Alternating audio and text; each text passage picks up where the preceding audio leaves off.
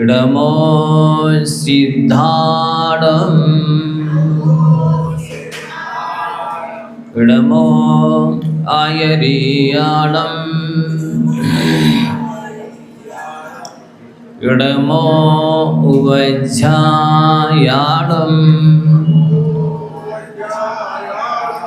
इडमो लोए सव्विसाहुडम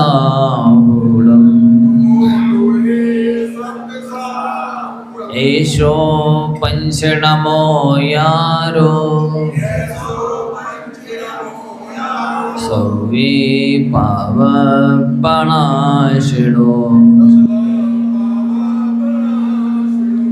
मंगला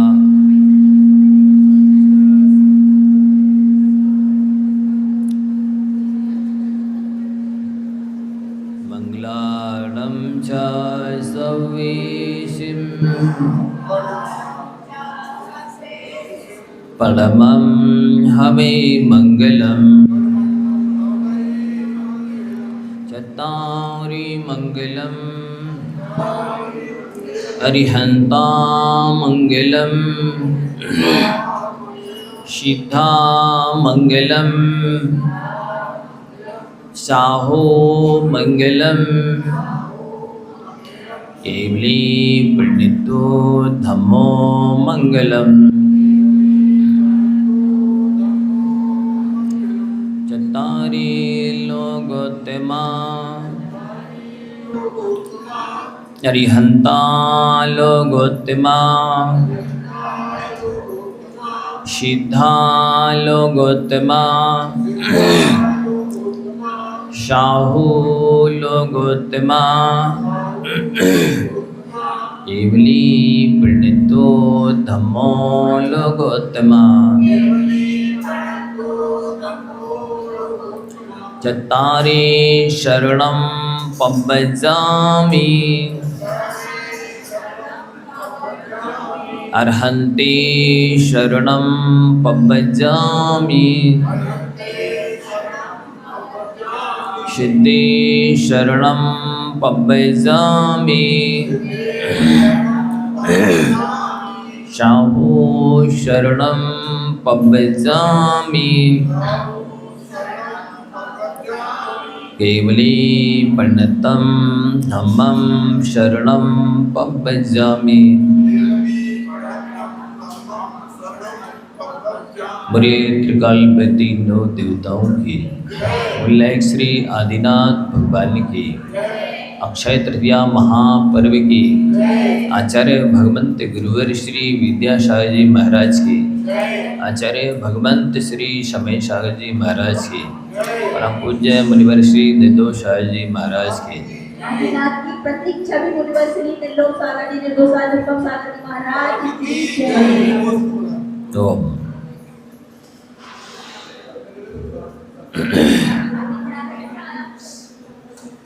आज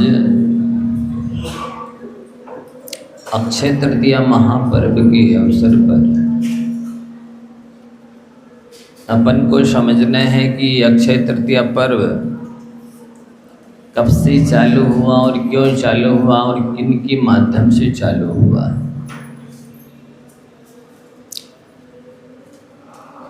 जिसमें आदिनाथ भगवान ने दीक्षा ली उसके पहले 18 कोड़ा कोड़ी सागर तक कोई भी साधु नहीं बना था। हाँ, क्योंकि आपको मालूम होना चाहिए कि 20 कोड़ा कोड़ी सागर का एक कल्पकाल होता है।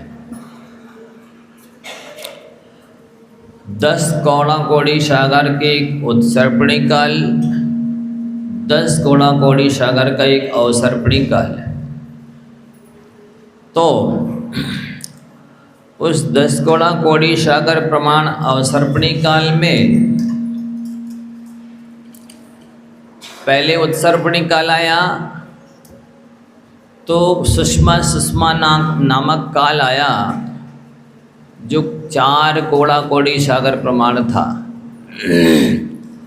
फिर सुषमा नामक काल आया जो 3 कोड़ा कोड़ी सागर का था। फिर दुष्मा काल आया, दुष्मा सुषमा जो 2 कोड़ा कोड़ी सागर का था। फिर दुखमा काल आया जो 42,000 वर्ष का 1 कोड़ा कोड़ी सागर का था। फिर 5वां काल आया दुष्मा, हाँ क्रम भूल गए होंगे, पहले सुषमा सुषमा, फिर सुषमा, फिर सुषमा दुष्मा, फिर दुष्मा सुषमा, फिर दुष्मा, फिर दुष्मा दुष्मा। तो ये 5वां और 6वां काल 21,000 वर्ष के होते हैं। हाँ, वो काल का चक्र परिवर्तन तो इसी क्रम से होता है। तो 10 कोड़ा कोड़ी सागर प्रमाण जो काल था उत्सर पड़ी। तीर्थंकरों के मोक्ष जाने के बाद 9 कोड़ा कोड़ी सागर तक वहाँ भोगभूमि में काल निकल गया। और इधर जब अवसर्पणी काल चालू हुआ तो पुनः 4 कोड़ा कोड़ी सागर का सुषमा सुषमा, फिर 3 कोड़ा कोड़ी का सुषमा, फिर 2 कोड़ा कोड़ी का सुषमा दुष्मा, फिर 42,000 वर्ष का 1 कोड़ा कोड़ी का सुषमा दुष्मा सुषमा, फिर 21,000 वर्ष का दुष्मा और पुनः 21,000 वर्ष का होता है दुष्मा दुष्मा। तो यहाँ पर भी 9 कोड़ा कोड़ी सागर प्रमाण का काल निकल गया और पल्ल का 8वां भाग शेष रहा। तब कुलकरों की उत्पत्ति हुई।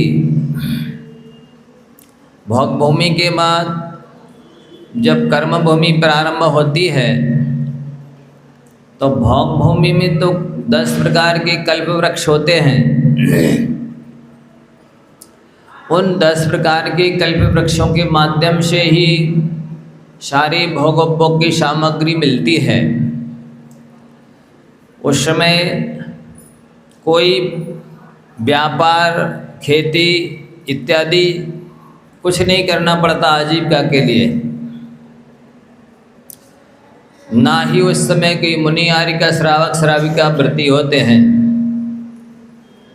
तो मुनि आर्य का श्रावक श्राविका के अभाव में 18 कोड़ा कोड़ी सागर का काल निकल गया। कोई संयमी नहीं रहा।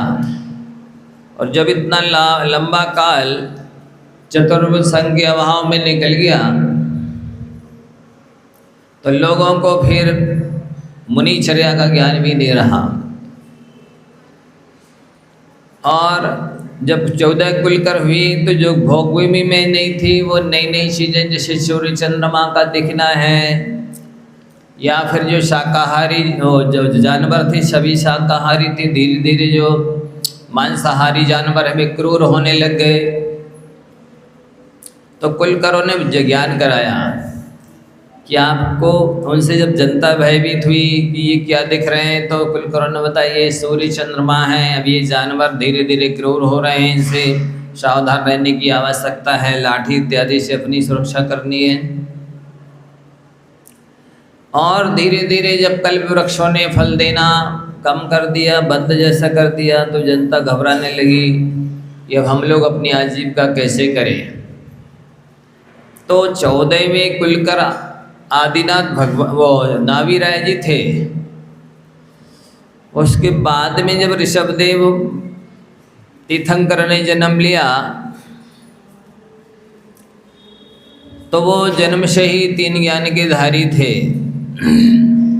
जब प्रजा दुखी होकर के नावी राय जी के पास आई और अपनी समस्याओं को रखने लगी, समाधान मांगने लगी, तो उन्होंने ऋषभदेव, राजा ऋषभदेव के पास भेजा। और उस समय की जो व्यवस्थाएं थी तो उनने अपने अवधि ज्ञान से विदेश क्षेत्र की व्यवस्था को जान करके और 80 कृषि शिल्प विद्या वाणिज्य इन 6 कर्मों का उपदेश जनता को दिया कि आप लोग इन 6 कर्मों के माध्यम से अपनी आजीविका करके जीवन निर्वाह कर सकते हैं। तब जनता का इन 6 कर्मों के माध्यम से जीवन निर्वाह होने लगा। इसके बाद आपको ये ज्ञात ही है कि आदिनाथ भगवान सर्वार्थ सिद्धि से आए थे। 16 स्वर्ग हैं, उसके ऊपर 9 ग्रैवियक हैं, उनके ऊपर 9 अनुदिश हैं, उनके ऊपर 5 अनुत्तर विमान हैं, जिनका नाम है विजय, वैजयंत, जयंत और अपराजित और सर्वार्थ सिद्धि। तो इन 5 विमानों में से 5वां जो 20 का सर्वार्थ सिद्धि नामक विमान है, वहाँ से ये प्रथम तीर्थंकर आदिनाथ भगवान आए थे। तो जब कोई तीर्थंकर गर्भ में आना होता है तो देवों को अवधि ज्ञान के माध्यम से पता चल जाता है कि किस नगरी में, किस घर में, परिवार में, किस माँ के गर्भ में तीर्थंकर की आत्मा आने वाली है। इंद्र की आज्ञा से कुबेर 56 कुमारी देवियों की व्यवस्था करते हैं, उनकी तीर्थंकर की जननी की माता की सेवा के लिए, परिचर्या के लिए। वो 56 कुमारी देवियाँ आकर के माता की सेवा करती हैं, गर्भ का शोधन करती हैं। कुबेर नगरी की रचना करता है। 12 योजन लंबी, 9 योजन चौड़ी अयोध्या नगरी की रचना इंद्र की आज्ञा से इस कुबेर ने की, और वो भव्य और दिव्य स्वर्ग से भी अद्भुत होती है, क्योंकि जहाँ पर तीर्थंकर को जन्म लेना है और सम्यक दृष्टि जो भक्त देव होवे, तो वे सामान्य नगरी की रचना नहीं करेंगे, वे स्वर्गों से भी भव्य, अमरावती से भी सुंदर अयोध्या नगरी की रचना करते हैं। तो और स्वयं 6 सम्य दृष्टि, एक भवातारी इंद्र, सौधर्मेंद्र असंख्यात देवी देवताओं के साथ सेवा में उपस्थित रहता है। आप सभी ध्यान से सुनेंगे, ये कथा बड़ी मार्मिक है, शिक्षाप्रद है, प्रेरणास्पद है। तो भव्य और दिव्य नगरी की रचना हो गई, और जैसे ही तीर्थंकर का जीव माता मरुदेवी की देवी के गर्भ में आता है, तो असंख्यात देवी देवता सौधर्मेंद्र के साथ आकर के गर्भ कल्याणक की पूजा करते हैं, उन माता पिता का सम्मान करते हैं, पूजा करते हैं कि आपके यहाँ तीर्थंकर की आत्मा जन्म लेने वाली है, और गर्भ कल्याणक मना करके व्यवस्थाएं सारी बना करके और चले जाते हैं। अब इसके बाद जिस समय गर्भ में आना था उसके 6 महीने पहले से सौधर्मेंद्र की आज्ञा से कुबेर 24 घंटे में 4 बार, एक मत के अनुसार 3 बार, 3.5 करोड़ रत्नों की वर्षा करता है। मतलब 24 घंटे में 14 करोड़ रत्न एक दिन में बरसाता है। तो मोबाइल निकालो, कैलकुलेशन करो, 15 महीने में कितने हुए। ऐसे रत्नों की वर्षा करता है कुबेर कि उस अयोध्या नगरी तो क्या, कई योजनों के दूर दूर के नगरों की दरिद्रता मिट जाती है। चारों तरफ 100 योजन तक दुर्भिक्ष ही खत्म हो जाता है। ऐसी भव्य और दिव्य व्यवस्था भगवान की पुण्य के उदय से इंद्रों और देवों के द्वारा की जाती है। और अब जब जन्म होता है तीर्थंकर का तो कहते हैं कुछ पल के लिए, कुछ क्षण के लिए नरकों में भी शांति हो जाती है और देवों के यहाँ घंटा, सिंहनाद और भेरी, नगाड़ा इत्यादि की बजने लगते हैं। तो चतुर्निकाय के देवों को पता हो जाता है, मालूम चल जाता है कि तीर्थंकर का जन्म हो गया है। तब फिर पुनः सौधर्म इंद्र अपने परिकर के साथ असंख्यात देवी देवताओं के साथ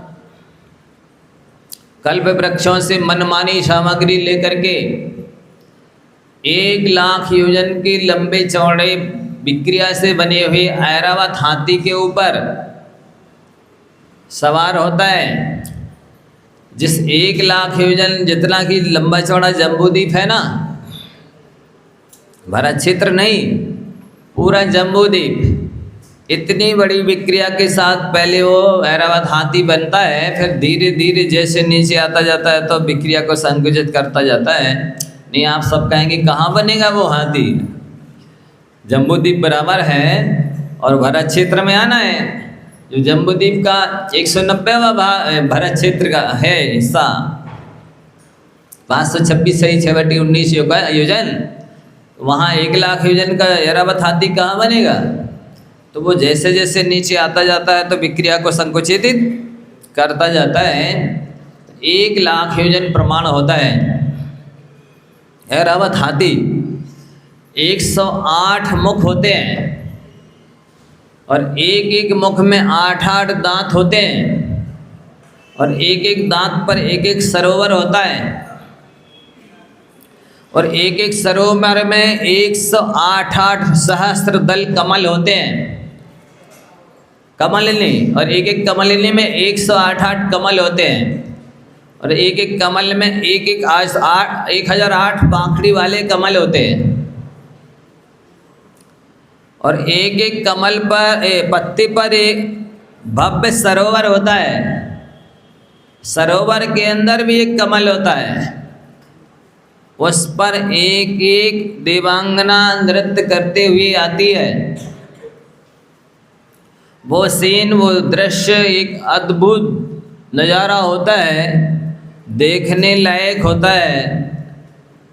जब सौधर्म इंद्र अपने परिकर के साथ बाकी सारे असंख्यात देवी देवता अपने अपने विमानों पर आरूढ़ होकर के आते हैं, क्या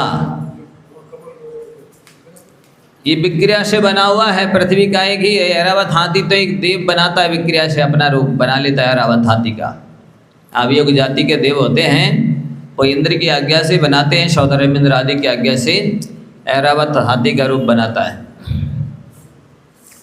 तो सुनते जाइए एकाग्रता से। भव्य और दिव्य कथा है, रोमांचित कर देने वाली कथा है ये। तो जब जन्म कल्याणक मनाने के लिए सौधर्म इंद्र आता है, उसका ठाट बाट देखने लायक होता है। वो छायक समय दृष्टि सौधर्म इंद्र पूरी शक्ति लगा करके जितना जो कुछ ठाट बाट वैभव ला सकता है, जितनी सुंदर शोभा बना सकता है उतनी बनाता है और आकर के सची को प्रसूति गृह में भेजता है। तो वो जिनवालक को उठाकर लाती है और मायामयी दूसरा जिनवालक वहाँ पर छोड़ाती है। कहते हैं वो इतना दिव्य और भव्य रूप होता है जिनवालक का, इस सची इंद्राणी देखते हुए तृप्त नहीं होती है। और सौधर्म इंद्र जब लेता है अपने हाथ में तो 2 आँखों वाला इंद्र द्वैक्षा सहस्राक्ष 1000 आँखें बना लेता है। कितनी आँखें? 1000 आँखें बनाता है, 1000 हाथ बनाता है, 1000 पैर बनाता है, और लेकर के बहुत दिव्य तांडव नृत्य करता है। 1000 आँखों से भी देखते हुए तृप्त नहीं होता है। इतनी अद्भुत वीतराग जिन बालक होते हैं उनकी परमाणु, आप लोग भक्तामर में पढ़ते ही हैं कि हे भगवान, आपकी जिन परमाणुओं से रचना हुई है वे परमाणु पृथ्वी पर उतने ही थे। ऐसे भव्य और दिव्य और मनोज्ञ और आकर्षक और अनेत्र प्रिय आह्लादकारक सौम्य शांत मुद्रा होती है जिन बालक की, लेकर के ऐरावत हाथी पर बिठा करके सुमेरु पर्वत पर ले जाते हैं, और वहाँ पर जो पांडुक वन में पांडुक शिला पर जिन बालक को बिठाते हैं, आजू बाजू 2 सिंहासन और होते हैं, उन पर एक पर सौदामिंद्र और एक पर ईशानेंद्र खड़े होते हैं। अब पांडुक शिला उस सुमेरु पर्वत से लेकर के 5वां जो समुद्र है ना, क्षीर समुद्र, वहाँ तक देवताओं की लाइन लगती है। और ये जो आप लोग कलशियाँ लेते हैं ना सोने चांदी की, इतने इतने सी कलशियाँ नहीं लेते, 20 योजन गहराई वाले, 4 योजन चौड़ाई वाले, 1 योजन मुख के कलश, 8 योजन गहरे, 4 योजन चौड़े, 1 योजन मुख वाले, इतने बड़े बड़े सोने के कलश होते हैं। और उनको लेकर के 1008 कलशों से मिनटों में और पलकों के झपकाने में जितनी देर लगती है उतनी देर में ही क्षीर सागर से जला जाता है, और सौदामिंद्र के हाथ में देते जाते हैं, वो अभिषेक करते जाते हैं। ईशानेंद्र चमर डराते हैं, और वो अद्भुत दृश्य होता है जन्माभिषेक का। और कहते हैं इतने बड़े बड़े कलशों से अभिषेक किया गया, पर इतने सारे देवी देवता रहते हैं कि वे उस गंधोदक को माथे से लगाते हैं तो वो वहीं खत्म हो जाता है, नीचे बह ही नहीं पाता है। इतने देवी देवता होते हैं, श्रद्धा से उस जल को अपने मस्तक पर लगाते हैं। और फिर सौदामिंद्र वहाँ भी तांडव नृत्य करते, जैसा कोई कर नहीं सकता ऐसा लास्ट अद्भुत नृत्य डांस, जिसके वर्णन करने के लिए हमारे पास तो शब्द है ही नहीं, साक्षात बृहस्पति भी नहीं ऐसा वर्णन कर सकता है जैसा वो छायक सम्यदृष्टि सौदामिंद्र नृत्य करता है, भक्ति पूजा करता है, जन्म कल्याणक की पूजा कल्प वृक्षों के द्वारा लाई गई सामग्री से। और आप लोग कहेंगे अभी तो उनको केवल ज्ञान हुआ नहीं, उनकी पूजा क्यों की जा रही है? क्योंकि वो तीर्थंकर नियम से बनेंगे, इसलिए भावी प्रज्ञापन नए की अपेक्षा से उन्हें तीर्थंकर मान लिया गया। और जो पूजा तीर्थंकर की करने पर पुण्य मिलता है, वही पुण्य उनको गर्भ और जन्म कल्याणक की पूजा करने पर भी मिलता है। तो पूजा करते हैं, और परिक्रमा और सचिंद्राणी को आदि लेकर के सभी देवांगनाएं बहुत अद्भुत उनका श्रृंगार करती हैं। और उनकी जो चेहरा होता है उससे इतनी चमक होती दर्पण से भी ज़्यादा कि वो जो कुंडल पहनाए जाते हैं कानों में, उनका प्रतिबिंब गाल पर पड़ता है। तो सचिंद्राणी को भ्रम हो जाता है कि ये पानी की बूंदें लगी, तो वो बार बार पहुँचती है, पर वो कुंडल की परछाई होती है। इस तरह उनका अद्भुत श्रृंगार करके और लेकर के नृत्य करके भक्ति पूजा करके माता पिता का भी सम्मान पूजा करके उनके घर की भी परिक्रमा करके और देवलोक वापिस जाते हैं। और सौदामिंद्र तो जिस दिन से सूचना मिलती है उसी दिन से द्वारपाल बन करके, वॉचमैन बन करके 24 घंटे बिल्कुल जब से गर्भ में आए तब से लेकर सदैव सेवा में तत्पर रहता है। और बहुत बड़े एक राज्य के वो राज्याधिकारी होते हैं। 4 प्रकार के अभिषेक होते ना, जन्माभिषेक, राज्याभिषेक, दीक्षाभिषेक, चतुर्थाभिषेक, जिसे आप जिन अभिषेक भी कहते हैं। तो उनका राज्याभिषेक होता है। पहले ही जन्माभिषेक हुआ सुमेरु पर्वत पर, अब राज्याभिषेक हुआ तो भी देवताओं ने आकर के राज्याभिषेक किया और उन्हें राज्य समर्पित किया। सारी व्यवस्थाएं सौंपी, स्वयं ने की व्यवस्थाएं। राजा ऋषभदेव ने षटकर्म का उपदेश दिया जनता को, क्योंकि अब भोगभूमि समाप्त हो गई थी, कल्पवृक्षों ने सामग्री देना बंद कर दिया था। तो इनकी उपदेश से षटकर्म का 80 यानी तलवार लेकर रक्षा करना, मसी यानी लेखन कला, मुनि में मैनेजर की कला पोस्ट जैसी, कृषि यानी खेती, शिल्प में ये सब नाई बढ़ई लोहार सोनार इत्यादि के जो काम है वो सब कार्य,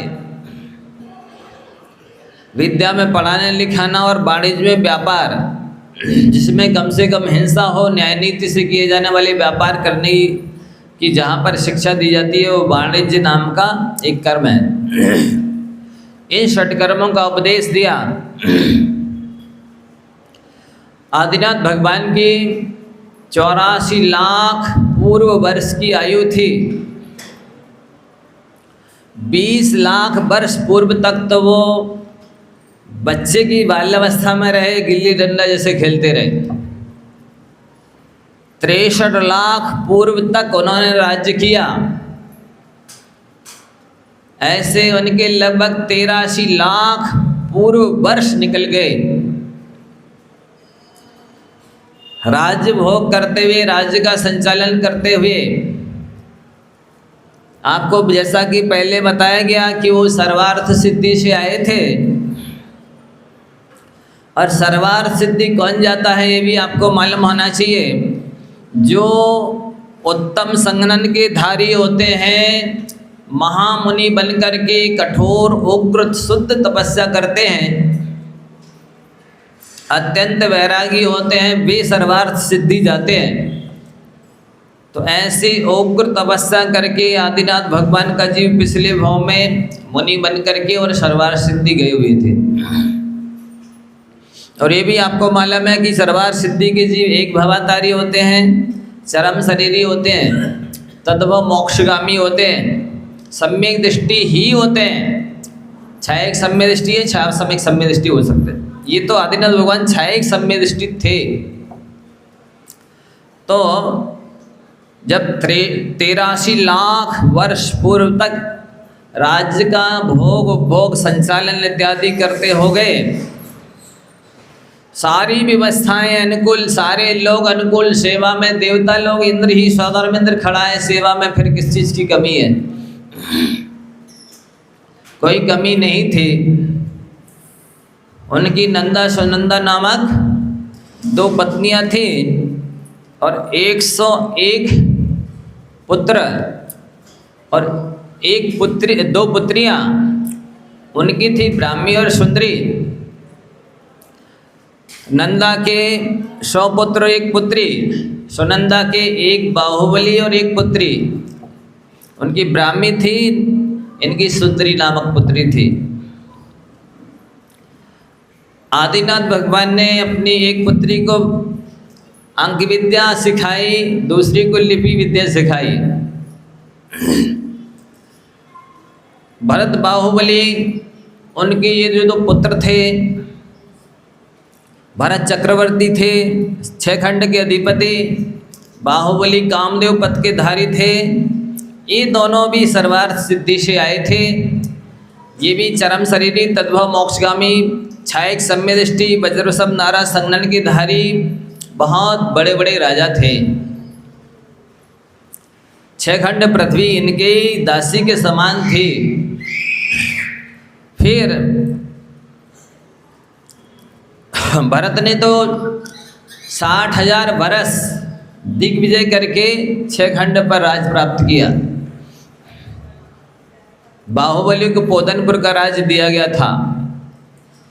अब जब आदिनाथ भगवान को 83 लाख पूर्व वर्ष हो गए राज्य करते हुए, तो सौदामिंद्र को चिंता हुई कि ये तो प्रथम तीर्थंकर बनने वाले हैं, इनको वैराग्य ही नहीं हो रहा। देखो जरा, संसार में सब कुछ सुलभ है, एक वैराग्य ही दुर्लभ है। जो सोचिए पिछले भाव में महामुनि बने, कठोर तपस्या किया, सर्वार्थ सिद्धि गए, छायक सम्यक दर्शन जिनके पास है, उनके लिए भी वैराग्य दुर्लभ है। 83 लाख पूर्व वर्ष निकल गए, वैराग्य नहीं हो रहा। जबकि सर्वार्थ सिद्धि में 33 सागर तक बिल्कुल परम शुक्ल लेशा के धारी रहे, और वहाँ कोई देवांगनाएं नहीं है, विषय वैसाय कसाय का नाम भी नहीं है। जिस तरह के असंयम मनुष्यों में देखा सुना अनुभव किया जाता है, ऐसा सर्वार्थ सिद्धि में कोई विषय कसाय नहीं, कोई देवांगना नहीं, कोई लड़ाई झगड़ा नहीं, कोई सर्विस बिजनेस नहीं, कोई मकान दुकान की चिंता नहीं, कोई बीवी बच्चों की चिंता नहीं, कुछ भी नहीं। उनको भी 10 प्रकार के कल्पवृक्ष और कंठ से अमृत झरना है। देखो जरा, सर्वार्थ सिद्धि के देवताओं की विशेषता कि उनकी 33 सागर की आयु है, तो 16,500 वर्ष तक भूख नहीं लगती। जितने सागर की आयु उतने 1000 वर्ष तक भूख नहीं लगती, और जितने सागर की आयु है उतने पक्ष तक श्वास नहीं लेनी पड़ती। 33,000 वर्ष में भूख लगती, और 33 पक्ष यानी 16,500 वर्ष में श्वास लेनी पड़ती।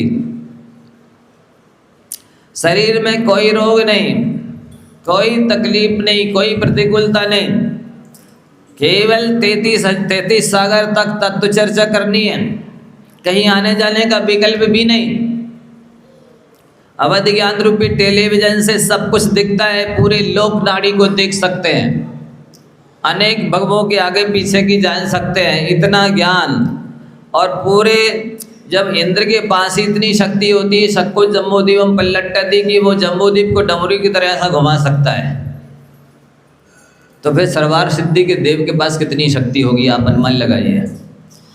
ऐसी शक्ति, अवधि ज्ञान, शुक्ल परम शुक्ल लेशा, सब कुछ अनुकूलता में वहाँ पर 33 सागर तक रहे, धर्म ध्यान करते रहे, तत्व चर्चा करते रहे। लेकिन यहाँ पर जैसे ही आए तो 83 लाख पूर्व तक भोगों में फिर आसक्त हो गए, फिर फंस गए। अब वैराग्य का नाम ही निशान नहीं। कहाँ गया वो तत्व ज्ञान, कहाँ गई वो शुक्ल लेशा, कहाँ गया वो धर्म ध्यान का पुण्य। 33 सागर तक जो किया धर्म ध्यान, तत्व चर्चा की, वेद विज्ञान किया, धर्म ध्यान से रहे, विषय कसाय से विरक्त रहे, वो सब वैराग कहाँ चला गया। सौदामिंद्र ने फिर वैराग उत्पन्न कराने के लिए उनके जन्म कल्याणक के दिन, जन्म कल्याणक मनाने के बहाने नीलांजना को राज दरबार में नृत्य करने भेजा। कैसी नीलांजना, जो अल्पायु थी, जो नृत्य करते करते ही देहासन हो गया, मने मृत्यु को प्राप्त हो गई।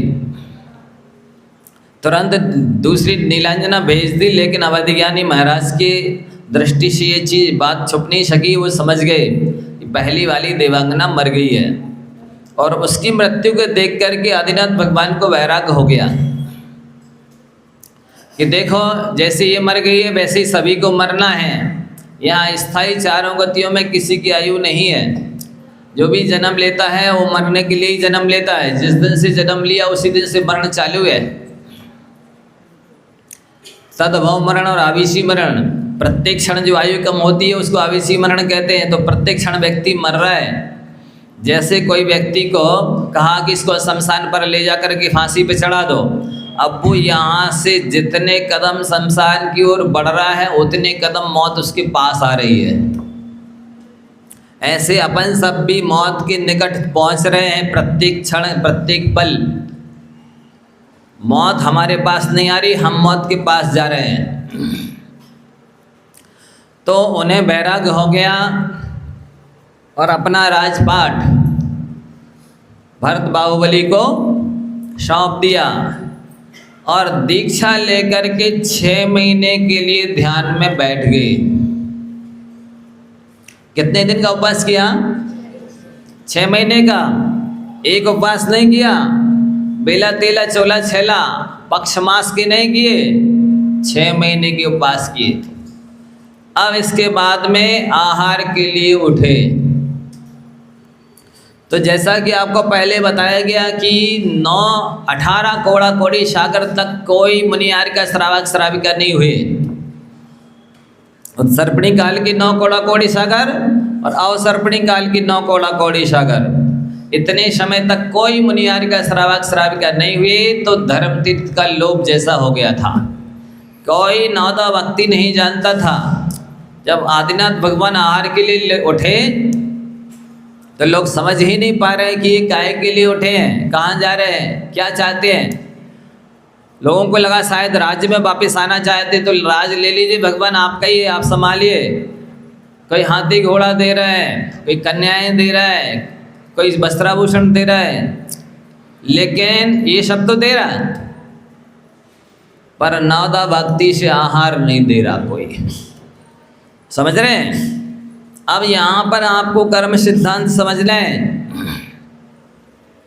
कि जिन्होंने पिछले जन्म में इतनी तपस्या की थी कि उत्कृष्ट तपस्या के बल पर सर्वार सिद्धि गए, बहुत सारे कर्म तो काट लिए होंगे पिछले जन्म में तपस्या करके। जब एक भव शेष रखा यानी बहुत सारे कर्म निजरा कर दी।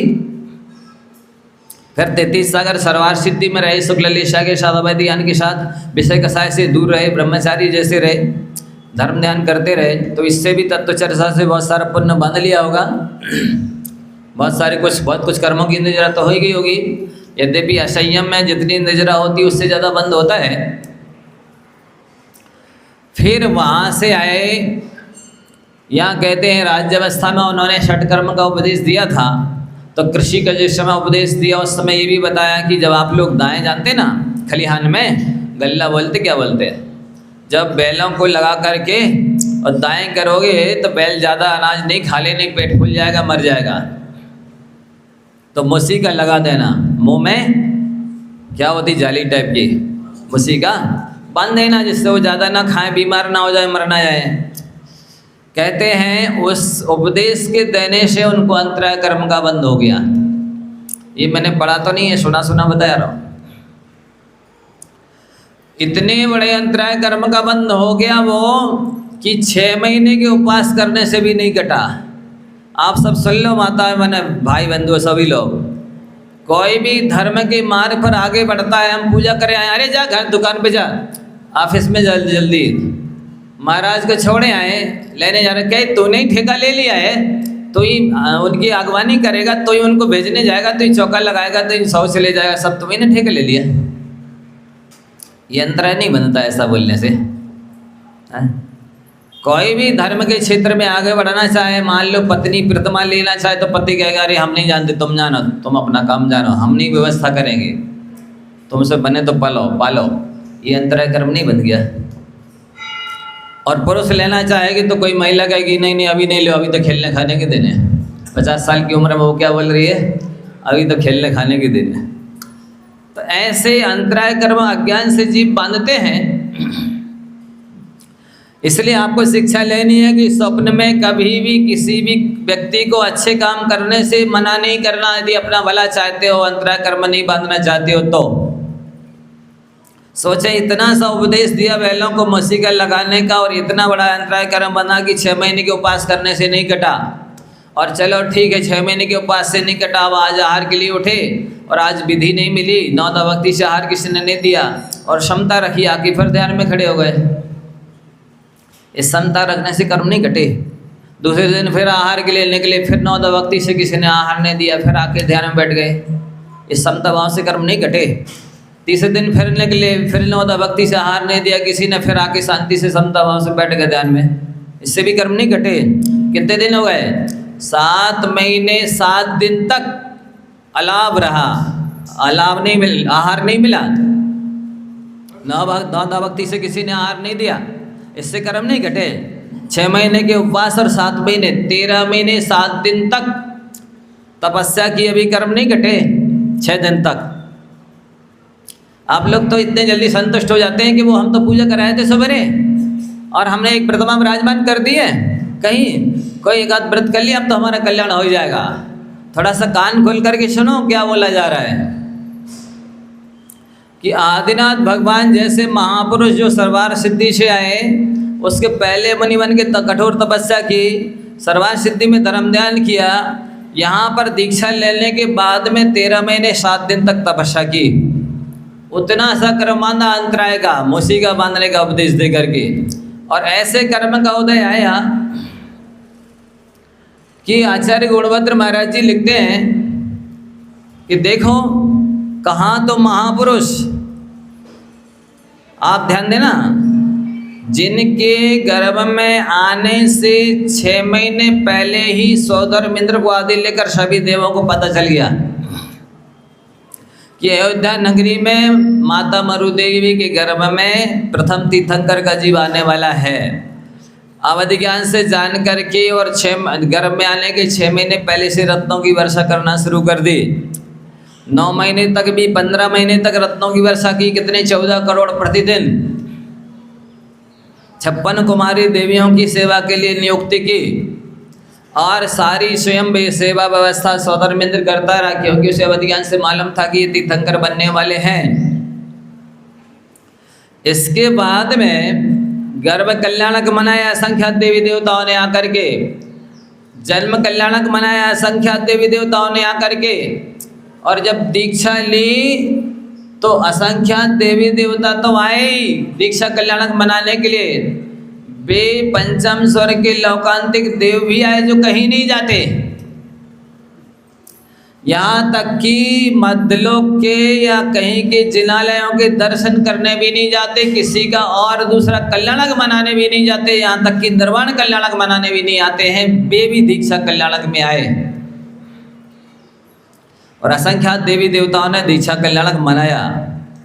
अब ये आदिनाथ महाराज आहार के लिए निकल रहे हैं। अब वो सौदर मिंद्र कहाँ गया जो 3 दिन कल्याणक मना रहा था?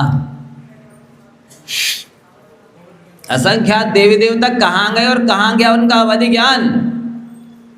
क्यों सो गए? क्या जैसे चंद्रगुप्त मौर्य के लिए देवताओं ने जंगल में चौके लगाए थे 4 महीने तक, ऐसे आदिनाथ भगवान के लिए चौका नहीं लगा सकते थे? अवधि ज्ञान से जान करके, विदेश क्षेत्र की व्यवस्था जान करके। क्यों? मैं आपसे प्रश्न कर रहा हूँ, किसी के पास उत्तर है कि उन देवों ने जैसे चंद्रगुप्त मौर्य के लिए चौके लगाए, ऐसे आदिनाथ भगवान के लिए क्यों नहीं लगाए? जैसे 3 कल्याणक मनाए, इतनी व्यवस्था सेवा की, अब चौके की व्यवस्था क्यों नहीं कर रहे? क्या हुआ उन देवताओं को? भूल गए कि सो गए? कि सबका एक साथ दिमाग खराब हो गया देवी देवताओं का? क्यों नहीं कर रहे वो अब व्यवस्थाएं आहार की आदिनाथ भगवान की? किसी को स्वप्न दे देते कि भाई ये इस तरह से नौदा भक्ति से आहार लेंगे तो इस नौदा भक्ति भी करा सकते थे, किसी से भी स्वयं भी कर सकते थे। क्यों नहीं किसी स्वयं की और ना किसी को स्वप्न दिया दूसरे से कराई? बताइए। कोई दूसरी कुसुमांडी देवी, पद्मावती देवी, कोई देवी देवता, कोई धर्मेंद्र, कोई तो आ जाता। सामान्य लोगों की बात छोड़ो, तीर्थंकर के लिए तो व्यवस्था कर ही देता कम से कम। बोलो क्या उत्तर है आप लोगों के पास? जब जिसके पास अवधि ज्ञान है और 10-10 प्रकार के कल्प वृक्ष हैं और साक्षात समझ रहे हैं कि ये तीर्थंकर बनने वाले हैं, फिर इनका भी कोई सहयोग नहीं कर रहा? थोड़ा विचार करो और ध्यान दो कि जब तक तेरे पुण्य का बीता नहीं करार, तब तक तुझको माफ है अवगुण करो 1000। जब तक व्यक्ति का पुण्य का उदय रहता है तो वो कितने ही कर्म कर ले, चाहे कुकर्म कर ले, कुछ भी नहीं बिगड़ेगा। और जैसे ही पाप कर्म का उदय आएगा तो तीर्थंकर भी क्यों ना हो, सारे चारों निकाय के असंख्यात देवी देवता मौन बैठे रहेंगे, कोई सहयोग नहीं करेगा। अब आप लोग कहते हैं कि हमारा उनने काम बिगाड़ दिया और उनने सहयोग नहीं दिया और उन्होंने ऐसा किया, उनकी गलती है कि आपके पाप कर्म का उदय है। बताइए। लाइट चली गई।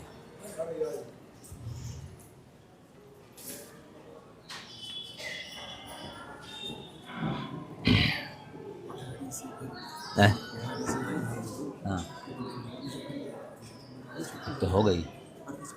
हाँ अरे छुड़वा दे, श्रीफल चढ़वा दो, अरे छुड़वा दो।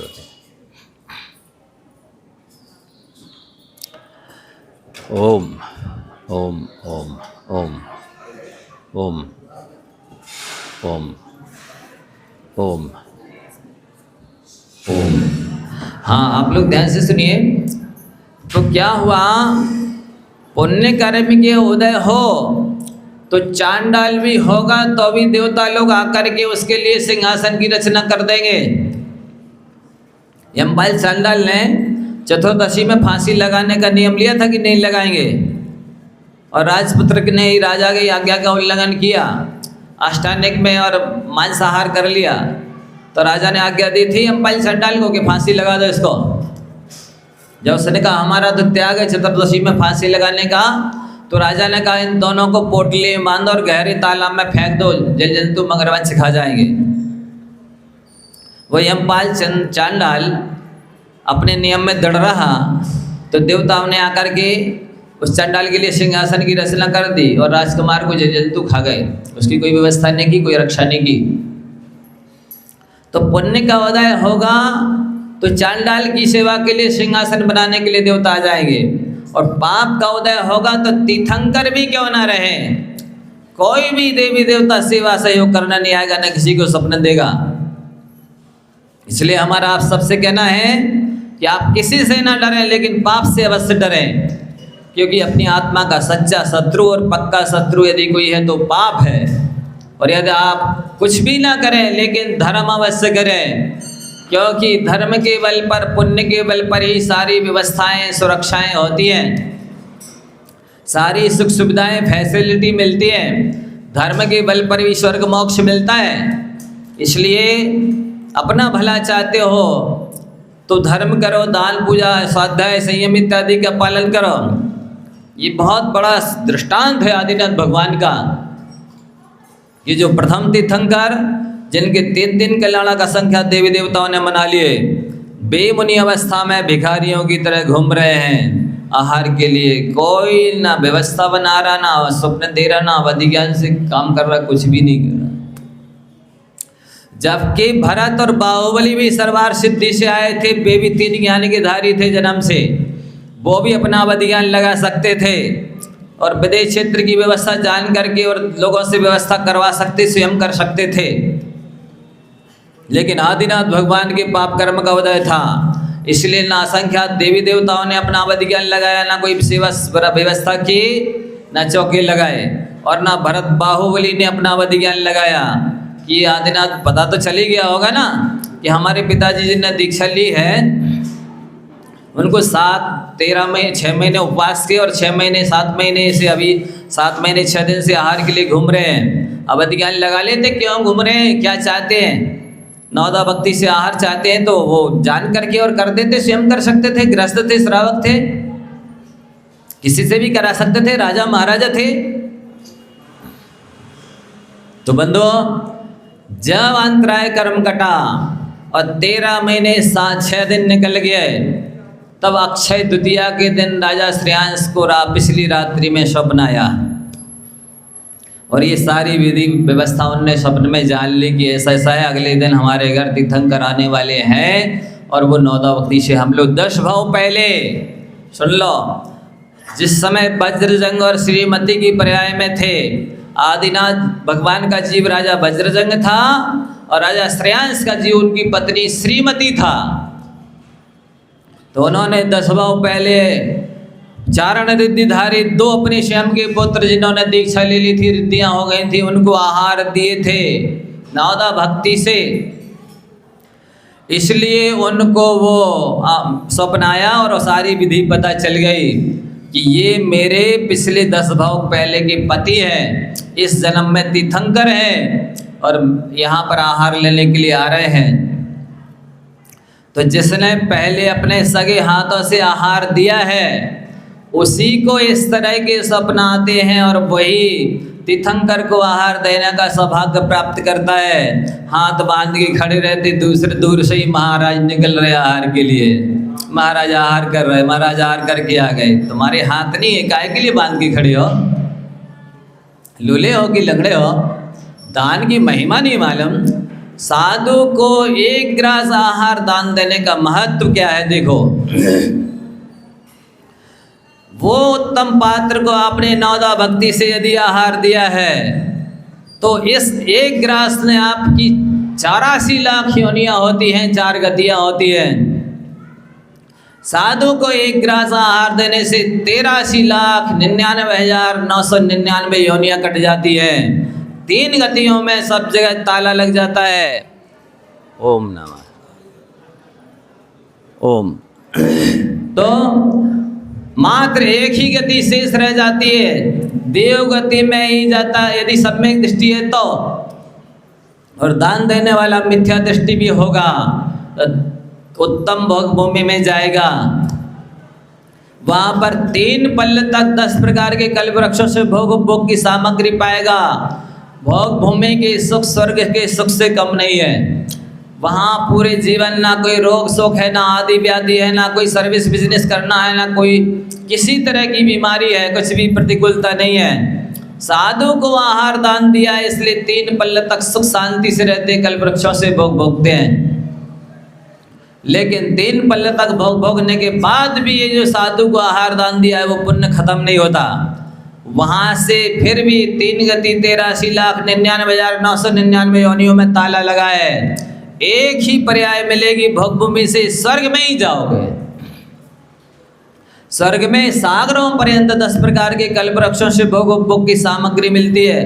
कंठ से अमृत झरता है और सागरों पर्यंत भोग भोगने के बाद, सुख भोगने के बाद अभी भी पुण्य खत्म नहीं हुआ है। 1 ग्रास आहार दान देने की महिमा देख लीजिए आप।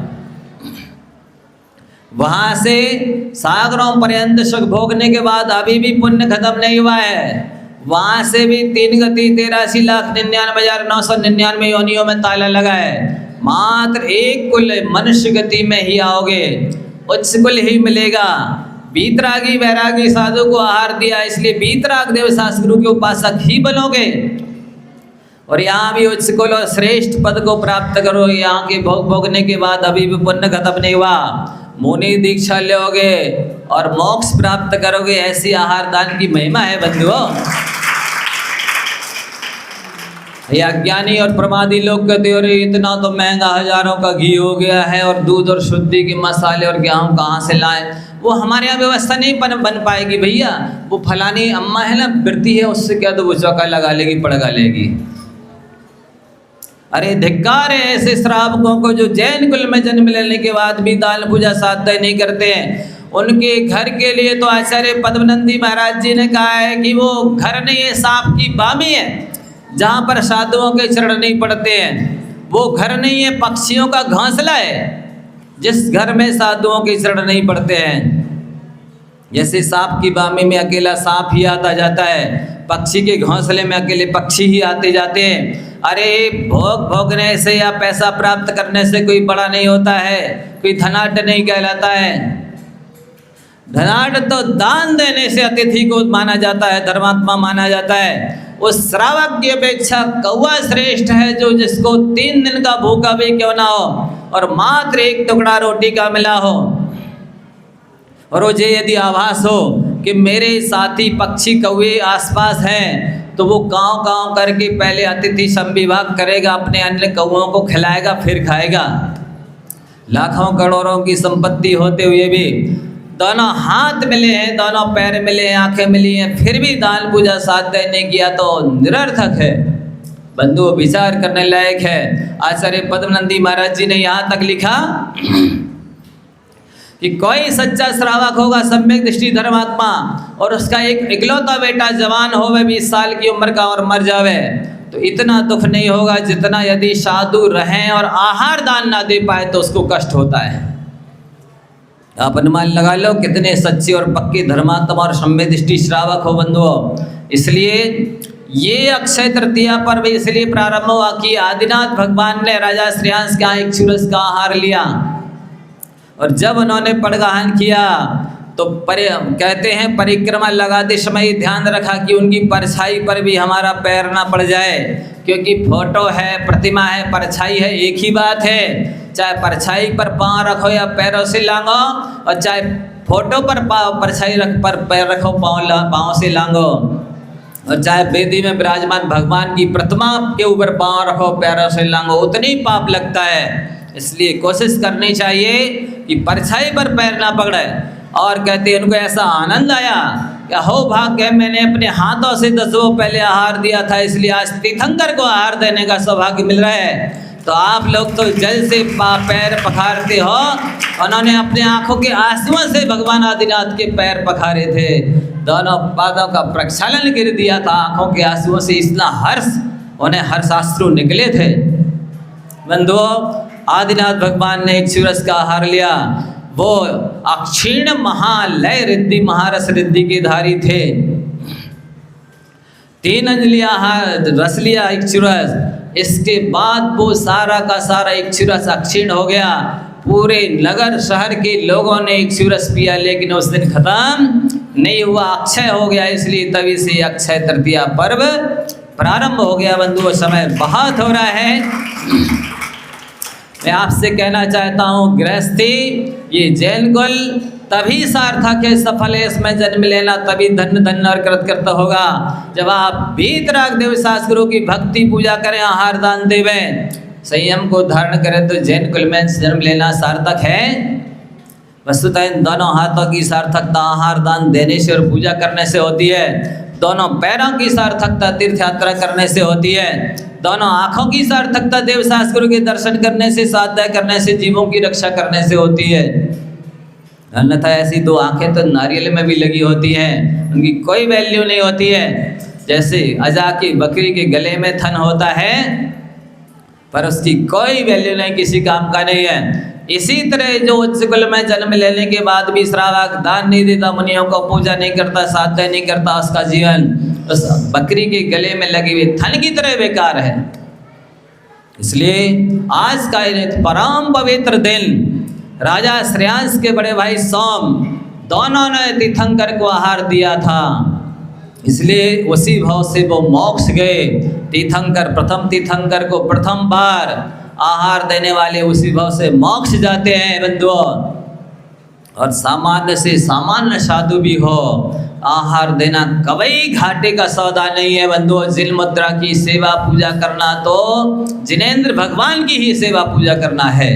इसलिए अपने जीवन में इन हाथों को पवित्र कर लो, इन देव शास्त्रों के चरणों को छू करके, इन आँखों को पवित्र कर लो इनके दर्शन करके, इन कानों को पवित्र कर लो इनकी देशना सुन करके, इन पैरों को धन्य धन्य कर लो इनके पास आकर के आहार विहार निहार करा करके। बंधुओं, समय बहुत हो रहा है, गर्मी के दिन है और आज बड़ा पवित्र पर्व है, पवित्र है।